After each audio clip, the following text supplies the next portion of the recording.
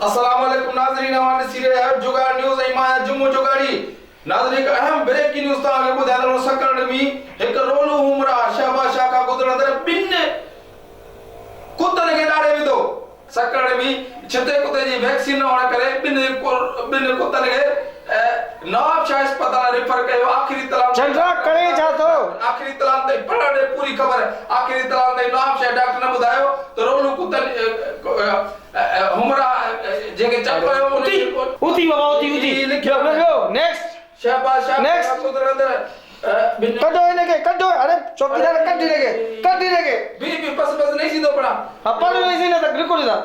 एक रोलू कुत्ते हमरान के ॾाढे विधो अदा रोलू कुत्तो हमरान के खाइयो तू हमरा रोलू थिया कुत्ता वाली मोरी पड़िया दे एक रोलू हमरा तू नहीं से पढ़ नहीं से कट कर नहीं से पढ़ हां नाज़रीन एक अहम ब्रेकिंग न्यूज़ ताकि ॿुधायो सकरण में शहबाज शाह खां गुज़रंदड़ एक छिते हमरा ॿिनि रोलू कुत्तनि खे ॾाढे विधो अदा तू छा तो करे भाऊ अरे उठा के वारो आनी अरे लिखियल ई आहे नवाब शाह अस्पताल में कुत्तनि जी तबियत में सुधारो अचण जा इम्कान आहिनि ई न वा अदा कुत्तन जो ना है यो यार ता छा थी वता किथा अची आइन यार ई फकीर न्यूज़ कास्टर थीना पो के थीनो कम अदा पढ़ा अदा पढ़ यार मथे में सूर छो तो जी हाणे तो पढ़ा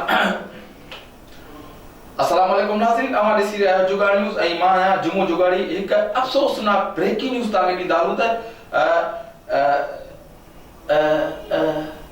छा तो करे अभी भी सही ॾींदालूं त हा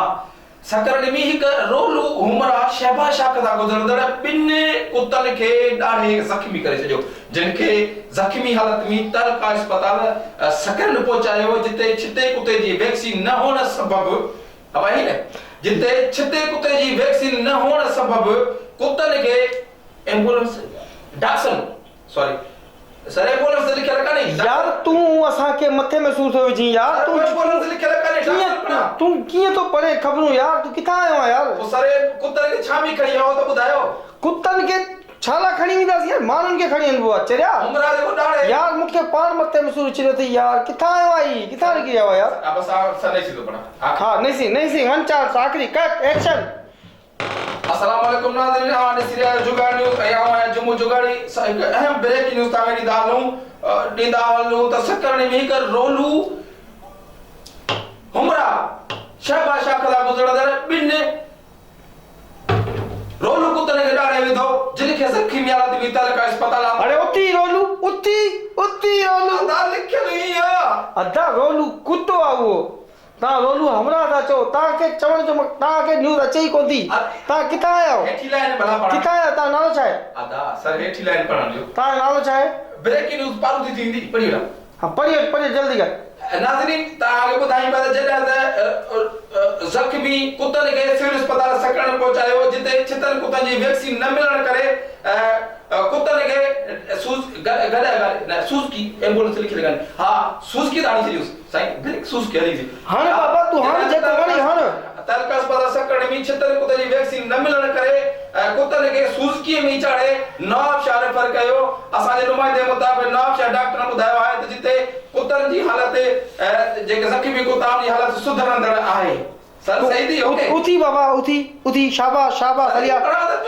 बाबा हलिया तू होशियार ही तू चिरिया तू वड़ी चैनल ते विदे